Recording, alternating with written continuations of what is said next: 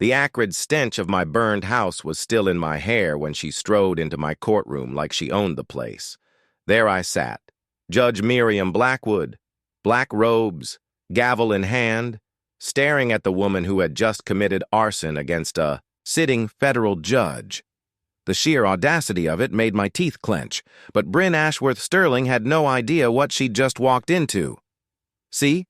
When you torch a judge's home, you better pray she doesn't get the chance to return the favor legally. And honey, I was about to serve up a 5-course meal of justice with a side of federal prison time. This HOA Karen thought burning down my house would shut me up. Instead, it lit a fire under me that would consume her entire criminal empire. 6 months before my house became a smoldering crime scene, I was a different kind of victim. A widow. I had just buried my husband, Harold, after watching cancer devour him piece by piece over a long, brutal year. 28 years of marriage, of shared laughter and quiet companionship, gone. Our 1940s craftsman home in Pinewood Estates, once a place of warmth and love, suddenly felt like a mausoleum, each room echoing with a profound and suffocating silence. Pinewood used to be the kind of neighborhood where blue-collar families raised their kids and retired teachers tended to sprawling flower gardens. It was a community built on shared values and quiet respect. Then, the money moved in. Slowly at first, then all at once. Modest ranch homes were torn down, replaced by sterile, oversized McMansions with 3-car garages and cavernous wine cellars. The old-timers, people like my neighbor Walt Henderson, who'd lived here since 1965, watched in dismay as their property taxes skyrocketed, pushed up by new residents who complained endlessly about maintaining neighborhood standards. Enter the queen bee of this gentrification army, Brin Ashworth Sterling. Picture every entitled suburban nightmare you've ever encountered, then add a wardrobe of designer athleisure and a palpable God complex. 45 years old, driving a silver Tesla that cost more than most people's annual salary, always clutching some $20 superfood smoothie while explaining at length why everyone else was doing life wrong. She had moved in 2 years.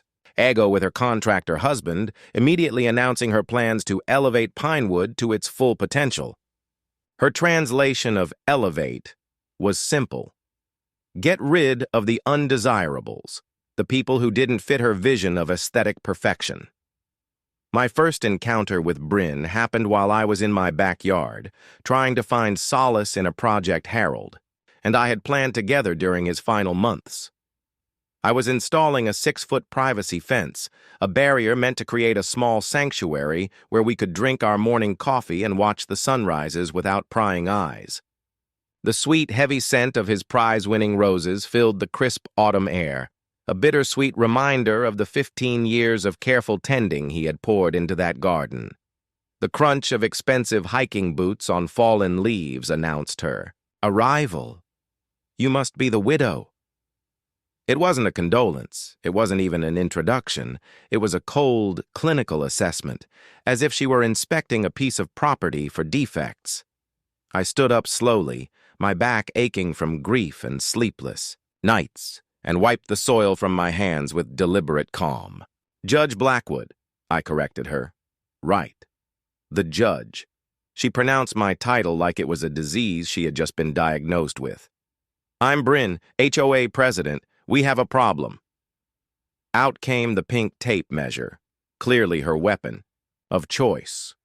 The metallic snap of it extending cut through the morning quiet like a whip crack. She measured the height of my fence post with a theatrical, painstaking precision, her lips pursed in an expression of manufactured disapproval. 6 foot 2 inches, she declared, her voice filled with triumph. Our regulations clearly state a 6-foot maximum. That's a $500 violation, plus immediate removal costs. I took a slow, deep breath, the scent of roses a steadying anchor. Show me that regulation, Brin. Her manicured fingers shuffled through a thick leather portfolio, the papers clicking and rustling. 5 minutes of performative searching produced nothing because the regulation didn't exist. My fence measured exactly 6 feet. I had hired a licensed surveyor specifically to avoid this exact brand of nonsense. Well, she huffed, her face reddening slightly under her expensive spray tan. We'll see about that, Judge. The venom she injected into my title revealed her true motive. This wasn't about property standards. This was personal. That evening, over a sad meal of microwaved leftovers and a glass of Harold's favorite, bourbon, I did what I do best. I pulled up the court records, and there it was. Bingo. 3 years ago, a company called Sterling Premium Builders had appeared before my bench. They had been accused of trying to scam an 80-year-old veteran out of $30,000 for emergency roof repairs that he didn't need. The roof, as it turned out, was perfectly fine. I had ruled against them, hard. I had not only dismissed the case, but had also referred them to the state board for a contractor fraud investigation. Brin Ashworth Sterling's husband was the owner of that company. This fence was revenge, pure and simple, but Brin had made a critical, catastrophic error. She had targeted a woman who had spent 20 years sentencing murderers, rapists, and con artists without flinching. She had targeted someone who had just watched her soulmate die with a quiet, unshakable dignity. She had targeted a person with absolutely nothing left to lose and a complete, intimate understanding of how the legal system could be weaponized by someone who knew its every weakness. The rough texture of Harold's fence posts under my palm reminded me why I had built this barrier. It wasn't just to keep the world out. It was to protect something sacred, our memories, our love, our final project together. Brin Ashworth Sterling had just declared war on a federal judge's sanctuary. In my courtroom, we had a technical term for that level of stupidity, Exhibit A in a federal case.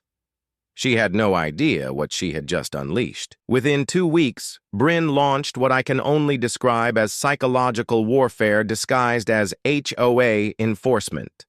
The woman had clearly studied every petty tyrant's playbook and decided to turn my life into her personal stress test laboratory. The certified letters started arriving like clockwork, thick manila envelopes that made my regular mail carrier, a kind man named George, wince apologetically.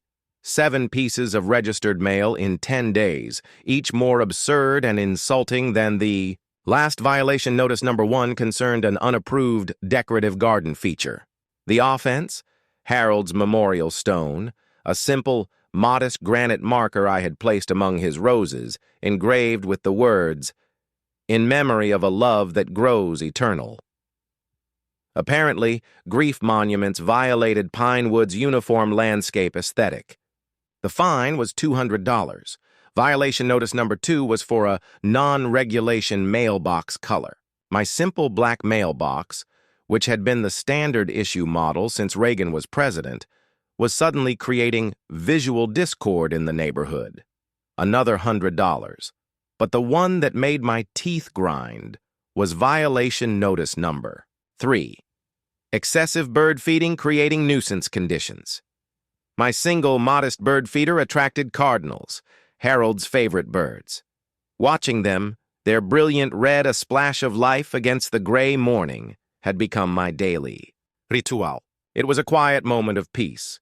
Coffee steam mixing with the cool mountain air, a moment where I could almost pretend he might still walk up behind me and put his hand on my shoulder. The fine for that was $500, threatening liens, and legal action. The expensive paper stock she used probably cost more than most of the alleged violations themselves. But here's where 20 years on the bench paid dividends. During law school, I had memorized Colorado's HOA statutes after my own landlord tried similar intimidation tactics. These letters, for all their bluster, were a legal joke. They contained more holes than a mob lawyer's alibi.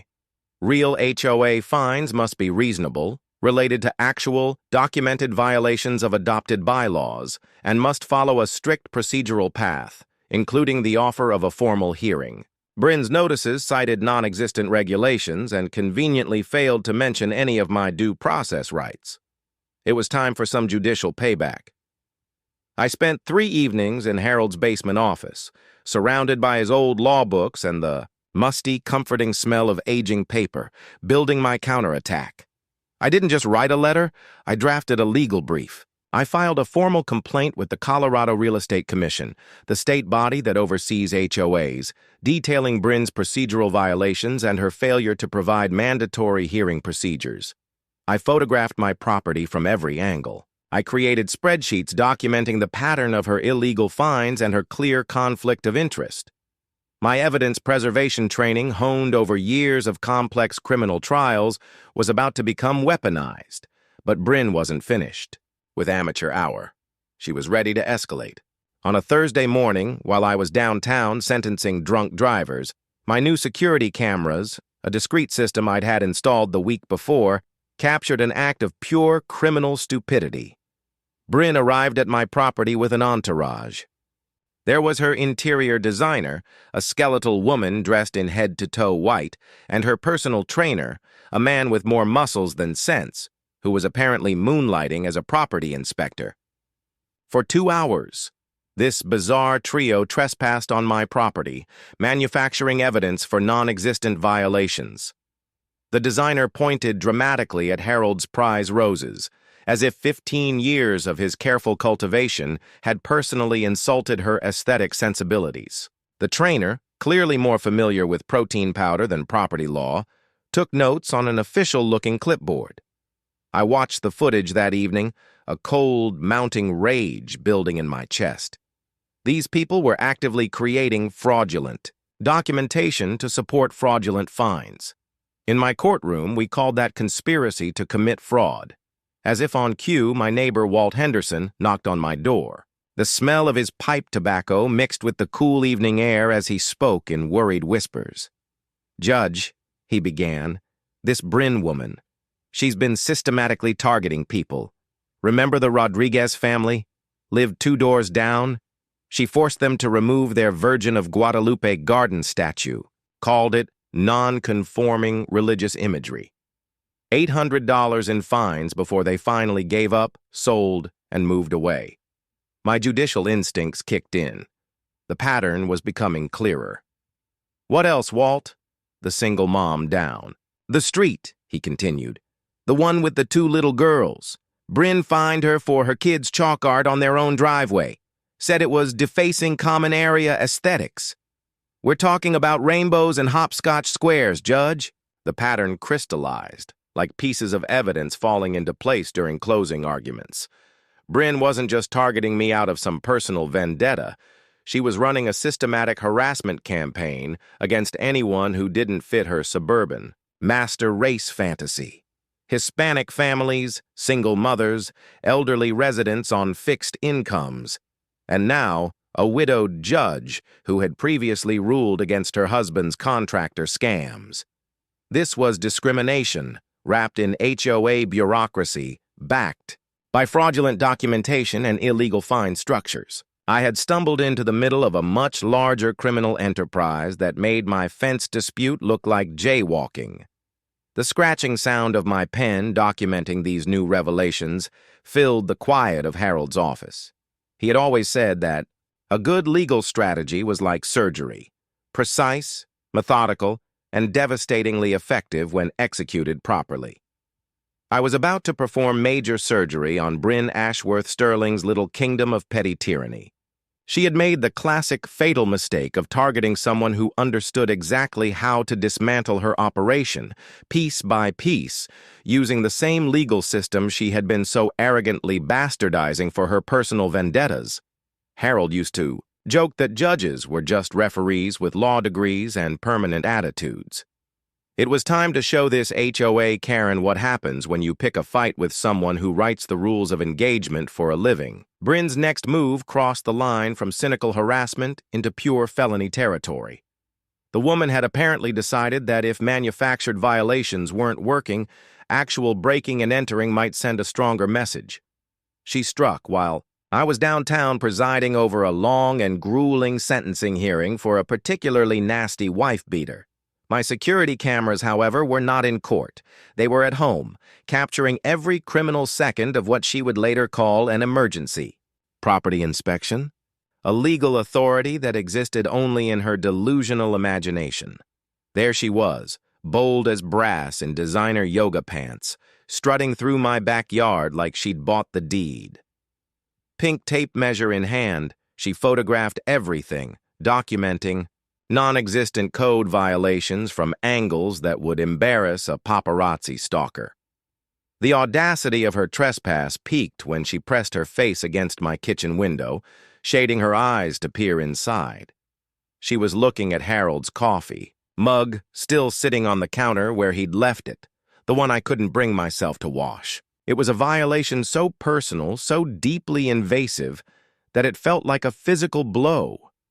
But her criminal stupidity reached its zenith when she left. The security footage showed her walking to my back gate, yanking it open, and then carefully, deliberately, checking to make sure the latch wouldn't catch. She then walked away with a satisfied smirk on her face. When I arrived home that evening, bone-tired from a day spent listening to testimony of domestic violence, I found my sanctuary violated and my worst nightmare realized. Gavel was missing. This 14-year-old tabby cat wasn't just a pet. He was Harold's final gift to me, a tiny half-drowned kitten we had rescued from the courthouse parking lot during a thunderstorm 3 years ago. He was the cat who had sat on Harold's lap during chemo treatments, his purring a small engine of comfort against the pain. He was my last living, breathing connection to 28 years of marriage. The panic hit me like a physical blow. I spent 3 days searching, my voice raw from calling his name through every alley and storm drain in a 6-block radius. Walt Henderson, bless his heart, organized neighborhood search parties. Even the Rodriguez family, who had been driven out by Brin's harassment, drove back from their new home to help look. Then came the phone call that made my blood freeze. Judge Blackwood, this is Dr. Martinez at Mountain View Animal Emergency. Someone brought in a cat matching your description. He's in pretty bad shape. I found Gavel barely conscious. In an oxygen tent, his ribs broken, severely dehydrated and traumatized beyond recognition. $800 in emergency surgery later, the vet delivered the news that made my hands shake with a cold, pure rage. These injuries, he said, his voice gentle but firm, are consistent with being chased by machinery. High-powered, leaf blowers, maybe other lawn equipment. The stress alone nearly killed him. The security footage revealed the horrifying truth. 1 hour after Brin's illegal trespassing, her landscaping crew had arrived for their weekly service. They had seen the open gate, the gate she had left open as an escape route, and had proceeded to terrorize my traumatized cat with their industrial-grade leaf blowers. The footage showed them chasing him out of the yard and down the street. He had fallen into a storm drain 2 blocks away, broken and dying. This wasn't harassment anymore. This was the attempted murder of a member of my family. But here's where Brin made her fatal mistake. She had just committed multiple felonies against a sitting federal judge who understood exactly how to weaponize the legal system for maximum righteous destruction. I changed every lock, posted new, larger, no trespassing signs, and filed criminal charges for unlawful entry and felony animal cruelty. Then I called Sarah Morgan, a pit bull of a journalist at Channel 7 who specialized in exposing suburban corruption. The story, Judge versus HOA, When Watchdogs Attack, aired 3 nights later. Sarah's investigation was a masterpiece. It featured my security footage of Brin's criminal trespassing, the landscaping crew's brutal attack on Gavel, and interviews with other victims, like the Rodriguez family and the single mother fined, for her children's chalk art. The community response was nuclear. The Justice for Gavel hashtag exploded across social media. 3 prominent law firms offered to represent me pro bono. The Colorado Attorney General's office called to discuss a potential civil rights investigation into her systematic targeting of minority and elderly residents. But the real game changer came from a quiet, silver-haired woman named Patricia Donnelly, a retired FBI agent who lived on the other side of Pinewood. She had been conducting her own quiet surveillance on Brin for weeks. She came to my house with a manila envelope that felt heavier than a death sentence. "Judge," she said, her voice carrying the weight of 25 years hunting federal. "Criminals, I think you should see this. Brin Ashworth Sterling doesn't exist." The photographs she spread across my kitchen table told a story of a professional community destroyer. 6 false identities across 4 states. A systematic pattern of HOA infiltration, followed by embezzlement and, in 3 cases, highly suspicious fires that resulted in massive insurance payouts. The architectural plans she had obtained for my house were marked with notes about electrical vulnerabilities and optimal fire acceleration patterns. The harassment campaign against me was never about a fence or a bird feeder. It was misdirection. It was cover while she prepared to burn my house to the ground for an insurance scam. She had targeted me because terrorizing a federal judge created the perfect distraction while she systematically robbed our community blind. My kitchen transformed into a federal war room, with Pat's evidence, my own documentation, and the help of a former federal prosecutor. We built a RICO case that was a thing of legal beauty.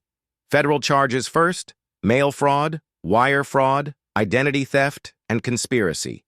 The witness protection violation alone carried a 10-year mandatory minimum. Brin's response to the initial criminal charges was to escalate to a level of homicidal stupidity I had never before witnessed. She decided to go through with her plan. The explosion at 3:17 a.m. ripped me from a dead sleep at Walt's house, where I had been staying for safety. I watched from his window as 28 years of my memories, my life with Harold, our sanctuary, erupted into a column of fire that turned the night into a hellish orange daylight. But her criminal arrogance had just created the most beautiful trap in federal prosecution history. She had hired professional arsonists, but my upgraded fireproof security system survived. The footage captured her husband and his crew planting accelerants. But the smoking gun was Brin herself. She had pre-filed a damage claim with her insurance company, citing potential fire spread from my property, 47 minutes before the fire was actually ignited. It wasn't a prediction, it was a confession. She even showed up at the fire scene at 4:30 a.m., performing for the news cameras, expressing her deep community concern while standing 50 feet from the house she had just torched.